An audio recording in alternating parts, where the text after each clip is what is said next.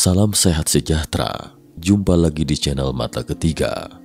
Mari bersama kita telusuri misteri dunia. Hari ini kita akan ulas sejenak tentang ras raksasa dalam mitos yang menjadi kenyataan. Ras raksasa, eksiskah? Suatu hari di tahun 1840-an, beberapa kereta kuda berhenti di pintu masuk British Museum di London. Seorang pria melompat keluar dari kereta dengan penuh semangat, lalu menginstruksikan anak buahnya untuk menurunkan barang-barang dari kereta, termasuk dolium, yaitu vas atau bejana gerabah besar, pot tanah liat, dan beberapa barang tembikar tak dikenal, sekilas terlihat sangat tua sejarahnya. Pria yang dimaksud ini bernama Newton. Tentu saja bukan Newton sang fisikawan Inggris, Sir Isaac Newton yang kita kenal, tetapi seorang arkeolog, Newton lain yang memiliki nama lengkap Charles Thomas Newton. Tembikar sekereta ini diangkut dari Malta, Inggris koloni. Malta merupakan sebuah negara kepulauan di Mediterania Tengah, sekitar 80 km atau 50 mil dari Italia Selatan, melintasi Selat Malta, adalah sebuah negara mini. Luas daratan Republik Malta saat ini hanya lebih dari 300 km persegi. Terdiri dari beberapa pulau kecil dan dua pulau utama, yaitu Pulau Malta, memiliki area lebih dari 2/3 luas negara, dan pulau terbesar kedua adalah Gozo, memiliki area 1/5 dari luas negara. Malta terletak di tengah-tengah Laut Tengah, sekitar 93 km sebelah selatan dari Pulau Sisilia, Italia. Malta menjadi koloni Inggris pada tahun 1800. Konon sejarawan Newton saat itu sedang mengumpulkan peninggalan budaya dari zaman Romawi di Sisilia. Tiba-tiba mendengar kabar ditemukannya situs kuno yang sangat besar di Pulau Malta, yang oleh penduduk setempat disebut Kuil Naidra. Newton pun segera ke tempat itu, dan ternyata memang benar. Beberapa penduduk setempat tampak sedang membersihkan sebuah kompleks kuil kuno di reruntuhan batu dekat laut selatan pulau. Saat Newton masuk dan memeriksa sekeliling, memang tidak ada jejak bekas ditinggali manusia, karena di bekas tempat tinggal manusia umumnya akan ditemukan jejaknya. Sebaliknya justru, ditemukan sisa-sisa hewan yang digunakan untuk kurban di suatu tungku batu dan ruangan altas yang memiliki banyak lubang di tanahnya. Bagian depan kuilnya ada halaman luas yang diyakini sebagai lokasi orang-orang zaman dulu untuk memuja atau berdoa. Sekilas tampak memang terlihat seperti bangunan umum untuk keperluan keagamaan. Batu-batu yang digunakan di kuil adalah batu gamping. Batu di bagian dasar sangat besar, secara visual panjangnya sekitar 6 meter. Newton secara kasar memperkirakan beratnya sekitar 30 ton. Sontak saja sejarawan Newton terkejut. Suku misterius apakah ini tak disangka sanggup mengangkut batu sebesar itu. Namun perhatian Newton segera teralihkan oleh hal lain, karena ia menemukan beberapa tembikar di antara tumpukan batu tersebut. Yang menarik perhatian Newton adalah kuil megalitik bernama Hagarakim di sekitar 500 meter jauhnya dari kuil Naidra, juga dibangun dengan puluhan hingga ratusan ton batu besar, dan beberapa tembikar tanah liat kuno juga ditemukan di dalamnya. Yang paling menarik perhatian para arkeolog abad ke-19 bukan pada bangunannya, tetapi alat-alat buatan dan peninggalan budaya seperti karya seni. Sebagai arkeolog senior, Newton tentu tahu pentingnya tembikar tanah liat tersebut, karena walau sekilas ia tahu benda-benda tersebut sudah sangat tua sejarahnya. Dia pun langsung membeli karya seni ini dengan sangat murah, toh orang lokal juga tidak tahu harga barang. Newton dengan gembira mengirimkan barang-barang ini kembali ke Inggris. Pekerjaan selanjutnya adalah menentukan usia tembikar tanah liat ini. Menurut legenda setempat, Ada sebuah kuil megalitik bernama Gantija di Malta yang dibangun oleh raksasa wanita bernama Sansuna. Kuil ini diyakini telah dibangun sekitar tahun 3600 hingga 3200 sebelum Masehi. Jika dihitung, maka usianya saat ini telah mencapai 5500 tahun. Itu artinya usianya lebih tua dari piramida yang ada di Mesir yang berusia 5000 tahun. Konon raksasa wanita ini adalah keturunan dari Kyklops, raksasa bermata satu dalam mitologi Yunani. Dalam mitologi Yunani, Uranus dewa langit dan Gaia, dewi bumi, melahirkan para Hekatoncheir, raksasa bertangan 100, Kyklops dan Titan. Kyklops, raksasa bermata satu di dahinya ini, sama seperti dewa Erlang bernama Yang Qian dalam mitologi Tiongkok, tetapi bedanya Kyklops hanya memiliki satu mata yang berfungsi. Tidak seperti Yang Qian, ketiga matanya memiliki fungsi atau kesaktian sekaligus. Kedua tipe raksasa ini memiliki kekuatan gaib tak terkira. Kyklops memiliki keahlian yang unik, yaitu mereka ahli dalam bidang konstruksi dan pembuatan alat. Tidak peduli bahan apa yang diberikan kepada mereka, mereka dapat membuatnya menjadi karya yang sempurna. Para Hekatoncheir dan Kyklops dikurung oleh Uranus di Tartaros dunia bawah karena rupa mereka yang buruk. Gaia marah dan mengajak anak-anaknya yang lain untuk memberontak melawan Uranus. Titan yang termuda, Kronos, menerima ajakan Gaia. Kronos memotong alat kelamin ayahnya dan melemparkannya ke laut. Alat kelamin itu ditutup oleh buih dan terlahirlah Afrodit. Sementara darah Uranus yang terciprat ke bumi menjadi para Gigan, Erinyes dan Meliai. Titanomakia atau Perang Titan dalam mitologi Yunani adalah serangkaian pertempuran yang terjadi selama 10 tahun antara para Titan melawan dewa-dewa Olympus jauh sebelum keberadaan manusia. Para Titan berjuang dari gunung Otris dan para dewa Olympus berjuang dari gunung Olympus. Perang ini terjadi karena Zeus dan saudara-saudaranya melakukan perlawanan terhadap Kronos, ayah mereka yang telah menelan mereka. Tidak semua Titan memihak kelompok Titan dalam perang ini. Semua Titan wanita memilih tidak terlibat perang. Okeanos memilih tetap netral, sedangkan Prometheus, Epimetheus, dan Styx beserta anak-anaknya berpihak pada Zeus. Tapi Zeus tetap butuh bantuan dalam melawan para Titan. Karena itu, setelah diberi saran oleh Gaia, Zeus membebaskan para Hekatoncheir dan para Kyklops yang dikurung di Tartaros. Keterlibatan para raksasa itu terbukti berperan banyak dalam perang tersebut. Para Kyklops membuatkan senjata-senjata hebat untuk Zeus dan saudara-saudaranya, sedangkan 3 Hekatoncheir mampu melemparkan 300 batu besar pada para Titan dalam sekali lempar. Setelah berlangsung selama 10 tahun, pihak Zeus akhirnya meraih kemenangan. Zeus kemudian mengurung para Titan yang melawannya di Tartaros, sedangkan Atlas harus memikul langit di pundaknya. Selanjutnya terkait kisah dewa dan raksasa dalam mitologi Yunani ini, tidak akan saya ulas lebih lanjut lagi, karena sudah pernah diulas dalam video mata ketiga sebelumnya. Kita lanjut ke topik utamanya berikut ini.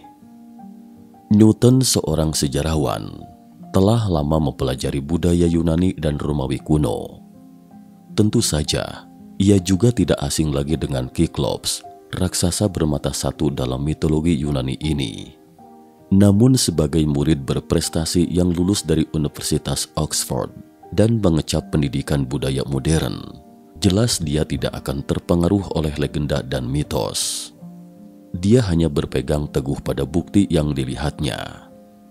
Newton mempelajari dengan cermat material dan bentuk tembikar yang ditemukan. Menurutnya, tembikar yang ditemukan di kuil Malta secara bentuk dan gayanya mirip dengan pola tembikar bangsa Fenisia, atau Funisia di Laut Mediterania sekitar 3000 tahun yang lalu. Jadi Newton menyimpulkan bahwa kuil tersebut dibangun oleh bangsa Fenisia yang bermigrasi ke Kepulauan Malta sekitar 3000 tahun yang lalu. Namun Newton seakan menghindar karena tidak dapat menjelaskan terkait teknologi hitam seperti apa yang dikuasai bangsa Fenisia pada zaman itu, sehingga mereka mampu memindahkan batu besar seberat itu. Selanjutnya kita beralih ke abad ke-20. Para arkeolog menemukan semakin banyak kuil megalitik di Malta. Saat demikian, perhatian sejarawan beralih dari tembikar yang ditemukan ke kompleks bangunan itu. Secara berturut-turut, mereka menemukan sekitar 19 kuil. Yang paling terkenal adalah kuil Gantija, seperti yang disebutkan di atas. Gantija dalam bahasa Malta artinya tempat para raksasa. Gantija adalah kompleks kuil Neolitikum di Pulau Gozo, Malta. Kuil ini merupakan salah satu kuil megalitikum yang dapat ditemui di Malta. Ketika teknisi merekonstruksi seluruh situs tersebut dari komputer berdasarkan data terkait, para ilmuwan pun tercengang dibuatnya. Karena total megalit atau batu besar di kuil ini sekitar 30.000 ton beratnya, atau setara dengan 5/1000 piramida agung Giza, Mesir.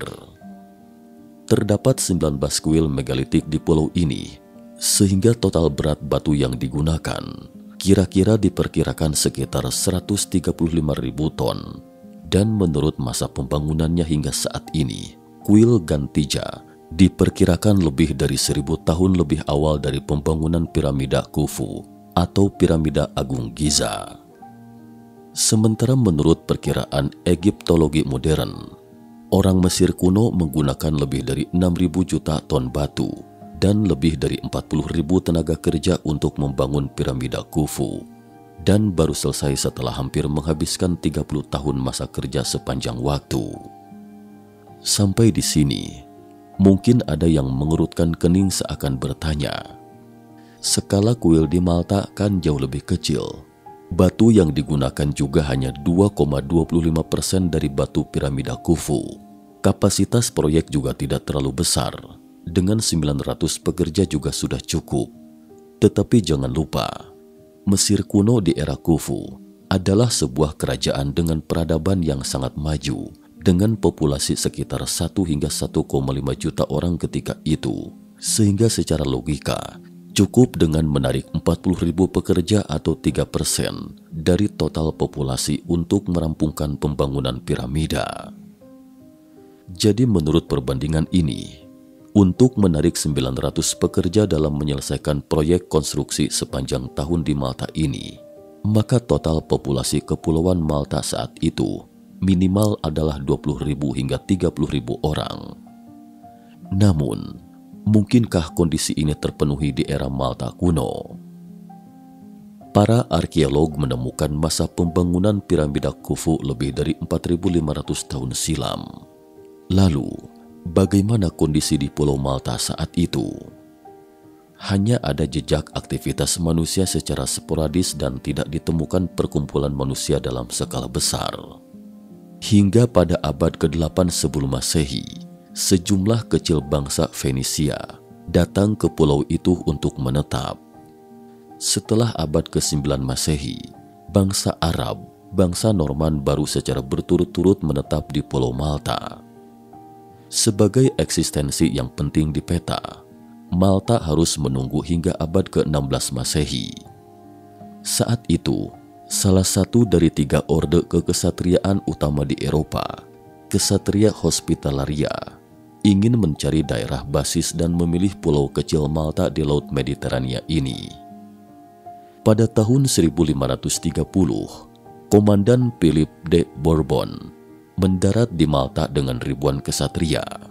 Begitu mereka mendarat, para kesatria menemukan pulau itu berpenduduk jarang, tak ubahnya seperti tanah tandus dengan ekologi primitif. Pulau terpencil ini kemudian dibangun menjadi pangkalan angkatan laut. Pada tahun 1565, Kesultanan Utsmaniyah mengirim puluhan ribu pasukan untuk menyerang pulau itu, tetapi berhasil ditaklukkan oleh para kesatria. Ini adalah pengepungan Malta yang terkenal. Sebagai informasi, pengepungan Malta terjadi pada tahun 1565 ketika Kesultanan Utsmaniyah menyerbu Malta. Kesatria Hospitaler berhasil memenangkan pertempuran ini. Selanjutnya Turki Utsmaniyah tidak pernah lagi mencoba untuk mengepung Malta. Sampai pada akhir abad ke-19, populasi Malta baru menembus lebih 100.000 orang. Pada tahun 2023, Malta menjadi negara terpadat di dunia. Berapa total populasinya? Jumlahnya sekitar 500.000 orang. Artinya, ditilik dari catatan sejarah, setidaknya setelah abad ke-16, Malta baru memiliki populasi puluhan ribu orang dan memungkinkannya mengumpulkan tenaga kerja dalam skala yang relatif besar. Para arkeolog dan peneliti sebenarnya dibuat bertanya-tanya, bagaimana bisa di pulau yang segala sesuatunya terbatas, manusia zaman dulu di Malta membangun kuil yang cukup megah. Dengan perkiraan kasar yang sangat berlebihan, populasi Malta pada 3.000 hingga 5.000 tahun yang lalu hanya beberapa ribu orang. Jika menarik 900 pekerja dari total populasi, bekerja 365 hari sepanjang tahun, tidak melakukan pekerjaan apapun, hanya membangun kuil, bahkan lebih dari 10 kuil diselesaikan dalam waktu lebih dari 30 tahun. Ini terdengar sangat tidak masuk akal dan tidak ada yang bisa menjawabnya. Saat demikian, seorang Belanda bernama Leni Riddick meragukan tentang waktu pembangunan kuil di Malta. Setelah Leni mempelajari setiap kuil megalitik di Malta, ia menemukan fenomena yang sangat aneh. Sebagaimana yang umum diketahui, bangunan kuil di seluruh dunia sangat mengutamakan orientasi dan membentuk tradisi ritual. Misalnya kuil Romawi kuno, pintunya menghadap ke barat, sehingga ketika jemaat beribadah dari pagi hari, mereka akan menghadap ke arah matahari terbit, penuh dengan energi positif. Belakangan kemudian sebagian besar gereja Kristen juga melanjutkan garis pemikiran ini. Di antara agama-agama besar di dunia, orientasi bangunan masjid menghadap kiblat, yaitu arah yang dituju umat Islam dalam sebagian konteks ibadah, termasuk dalam sholat. Arah ini menuju kepada bangunan Ka'bah di Masjidil Haram, Mekah, Arab Saudi, yang menurut umat Islam adalah bangunan suci yang dibangun dua orang nabi, yaitu Ibrahim dan anaknya Ismail. Sedangkan mihrab, yaitu ceruk setengah lingkaran atau tempat kecil yang ada di dinding paling depan masjid atau musola, menunjukkan arah kiblat dan merupakan tempat untuk imam memimpin sholat berjamaah dalam suatu masjid. Di samping mihrab biasanya terdapat mimbar, yaitu tempat imam untuk melakukan ceramah ataupun khutbah. Sementara itu, 19 bangunan megalitik di Pulau Malta ini terlihat seperti kuil. Namun orientasi gerbangnya tampak berantakan, sama sekali tidak ada orientasi yang menyatu. Benarkah demikian? Saat melihat kuil Naidra, Leni tiba-tiba menemukan orientasi kuil Naidra menghadap ke bintang paling terang di langit Sirius. Leni kemudian menggunakan perangkat lunak astronomi untuk menganalisis posisi Sirius di langit dalam berbagai periode lokasi, lalu membandingkan kuil megalitik di Malta dengan orientasi masing-masing, dan tiba-tiba menyadari bahwa ada fenomena di bumi yang disebut presesi aksial, yaitu perubahan yang disebabkan gravitasi, juga dikenal sebagai presesi, yaitu pergeseran orientasi sumbu rotasi bumi secara perlahan-lahan setiap satu kali putaran. Periode gerak presesi bumi atau waktu yang dibutuhkan oleh sumbu bumi dalam satu kali putaran lengkap 360 derajat kurang lebih 26.000 tahun dan hanya berputar 1 derajat setiap 72 tahun, sehingga di antara dua generasi sulit bagi kita untuk merasakan perubahan kecil ini. Tetapi jika ada bangsa yang terus mewariskan kebiasaan menyembah bintang, dan setiap beberapa ratus tahun, ketika keturunannya menyembah bintang menurut arah yang ditentukan oleh pendahulu mereka mengapa posisi bintang ini berbeda dengan arah yang ditunjukkan oleh pendahulu mereka? Terutama bintang paling terang di langit, seperti Sirius, yang perubahan posisinya paling mudah diamati, dan orientasi pintu kuil megalitik di Malta kebetulan sejajar dengan bintang paling terang di langit Sirius, namun arahnya tidak sama. Mengapa? Leni pun mengerutkan kening bingung. Mungkinkah kuil di Malta ini dibangun di era yang berbeda dalam puluhan ribu tahun silam itu? Setiap beberapa waktu, mungkinkah orientasi kuil berubah sesuai dengan posisi Sirius?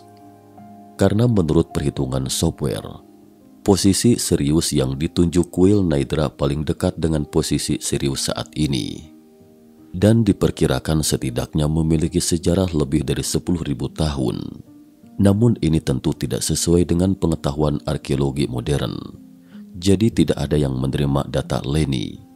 Tetapi ada peneliti peradaban kuno lain bernama Graham Hancock justru setuju dengan pandangan Leni. Graham Hancock, lahir 2 Agustus 1950, adalah seorang penulis dan jurnalis Britania, meliputi peradaban kuno, monumen batu atau megalitikum, mitos kuno dan data astronomi atau astrologi dari masa lalu. Disebut arkeolog semu oleh para akademisi terhormat karena pandangannya terlalu alternatif dan tidak selaras dengan arus utama. Dia selalu percaya akan keberadaan peradaban prasejarah. Menurutnya, pada zaman es terakhir, yaitu sekitar 13.000 tahun yang lalu, Pulau Malta bukanlah beberapa pulau yang terisolasi, tetapi terhubung dengan Pulau Sisilia. Artinya, Kepulauan Malta pada waktu itu adalah bagian dari benua Eropa. Menurut Hancock, orang-orang yang membangun kuil di Malta dan mereka yang membangun benteng di semenanjung Peloponnesia mungkin sekelompok orang yang sama. Naskah yang dilontarkan oleh pikiran Hancock ini adalah lebih dari 10.000 tahun yang lalu. Suatu peradaban di semenanjung Yunani datang dan berkembang biak di Pulau Malta yang sekarang melalui jembatan darat antara semenanjung Italia dan Malta. Mereka menggunakan teknologi bangunan megalitik canggih untuk membangun kuil megalitik yang kita lihat sekarang. Selanjutnya kemudian ditindaklanjuti oleh generasi lain. Karena situs benteng di Yunani konon dibangun oleh Kiklops raksasa bermata satu, maka mungkinkah kuil Malta itu juga dibangun oleh Kiklops prasejarah? Benarkah ada raksasa di zaman prasejarah? Faktanya, selain mitologi Yunani, ada legenda tentang raksasa di seluruh dunia. Misalnya raksasa Fang Feng Tiongkok kuno pada zaman Yu Yang Agung, penguasa legendaris Tiongkok kuno yang terkenal karena pengenalannya tentang pengendalian banjir dan meresmikan pemerintahan dinasti di Tiongkok dengan mendirikan dinasti Xia sekitar tahun 2070 sebelum Masehi sampai 1600 sebelum Masehi, dan raksasa Loki dalam mitologi Nordik. Sama seperti legenda banjir prasejarah, legenda yang ada di belahan dunia lainnya seringkali menyiratkan ingatan dan pengalaman yang sama. Tetapi Anda mungkin berkata, tidak ada gambar dan faktanya, apalagi benda fisik sebagai bukti temuan otentiknya, dan legenda itu tidak dapat membuktikan keberadaan manusia raksasa. Tapi bukan tiada buktinya. Ada cerita tentang tulang belulang raksasa Monte Prama di Sardinia, Italia, dan Prancis Selatan. Bahkan tidak hanya di Eropa, tetapi juga tulang raksasa yang ditemukan di Amerika Serikat. Pada tahun 2015, sebuah buku sensasional berjudul The Encyclopedia of Ancient Giants in North America diterbitkan. Baca judulnya saja, apakah menurut Anda ini adalah literatur kaki lima? Tidak. Penulisnya adalah seorang sejarawan lulusan Universitas Purdue, Indiana, Amerika Serikat. Dia adalah Fred Zimmerman. Zimmerman mulai mencermati raksasa kuno ini berawal dari sebuah berita lama. Pada tahun 1980-an, ketika dia sedang membaca koran bekas di perpustakaan, tiba-tiba dia membaca sebuah berita lama yang diterbitkan The Washington Post pada tahun 1912. Berita itu menceritakan tentang kasus pembunuhan. Korbannya adalah anggota keluarga terdekat dari seorang kepala suku Indian terkenal yang awalnya tinggal di sebuah peternakan di Ohio, Amerika.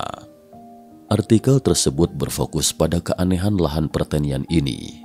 Ketika kepala suku Indian ini baru membeli pertanian tersebut, dia menggali sekelompok besar kuburan kuno di lahannya. Tulang belulang yang digalinya sangat besar, tingginya 2 hingga 3 kali dari manusia normal umumnya. Saat itu sempat membuat gempar di daerah setempat. Mungkinkah ini raksasa legendaris itu? Kata Zimmerman saat itu.